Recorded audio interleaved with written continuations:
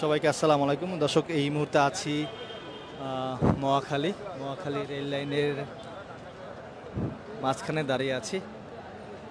আজকে অটোরিকশা চালকরা কিন্তু এখানে অবস্থান নিয়েছেন, সকাল 9টার পর থেকে কিন্তু এখানে অবস্থান নিয়েছেন। তারপর কিন্তু আমরা দেখেছি সেনাবাহিনী সদস্যরা এখানে আসেন, পুলিশের সদস্যরা এখানে আসেন। সর্বশেষ যেটি দেখতে পাচ্ছি, দুপুর পার হয়ে আসলে বিকাল হয়ে যাচ্ছে। সেনা সদস্যদের মুখোমুখি অবস্থায় অটোরিকশা চালকরা বলছিলেন যে আমাদের দাবি আদায় না হওয়া পর্যন্ত আমরা এই স্থান ত্যাগ করব না, এবং তারা বলছেন যে আমাদের নতুন করে কর্মসংস্থান করে দেওয়া হোক, তারপর কিন্তু আমরা আসলে এই স্থান ত্যাগ করব। এবং এই যে মহাখালী যে রেল লাইন, সেই রেল লাইন কিন্তু আটকে দিয়েছেন অটোরিকশা চালকরা, এবং মহাখালীর যে মেন সড়ক, অর্থাৎ তারা যে এখানে অবস্থান নিয়েছেন, এই অবস্থানকে ঘিরে রাজধানীতে তীব্র থেকে তীব্র যানজটের সৃষ্টি হয়েছে।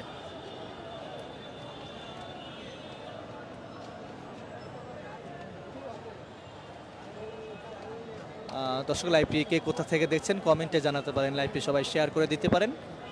যেমনটি দেখতে পাচ্ছেন, সেনা সদস্যদের মুখোমুখি অবস্থায় অটোরিকশা চালকরা।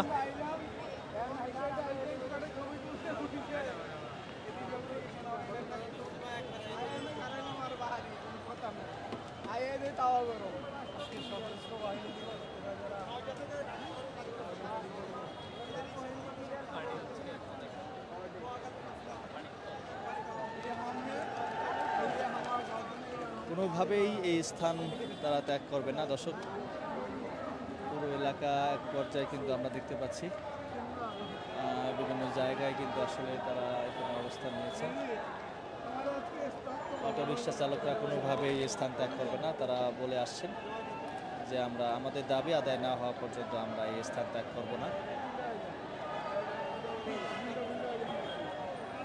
যেমনটি দেখতে পাচ্ছেন, আসলে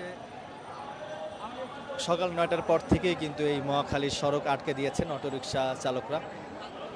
আমরা একটু জানার চেষ্টা করব, কয়েকজনের সঙ্গে কথা বলি।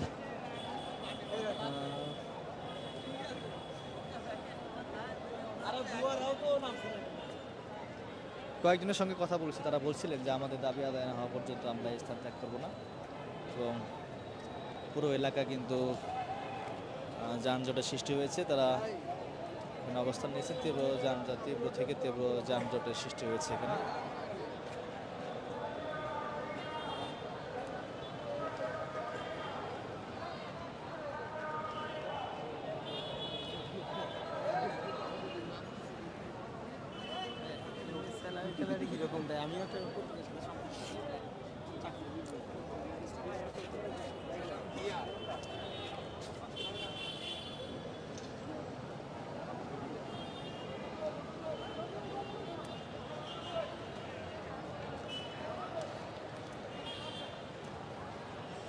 ডিভাইস থাকতে পারে, সব মোবাইল এক লগে নগদ দেওয়া যাবে, পুলিশকে মানুষ থেকে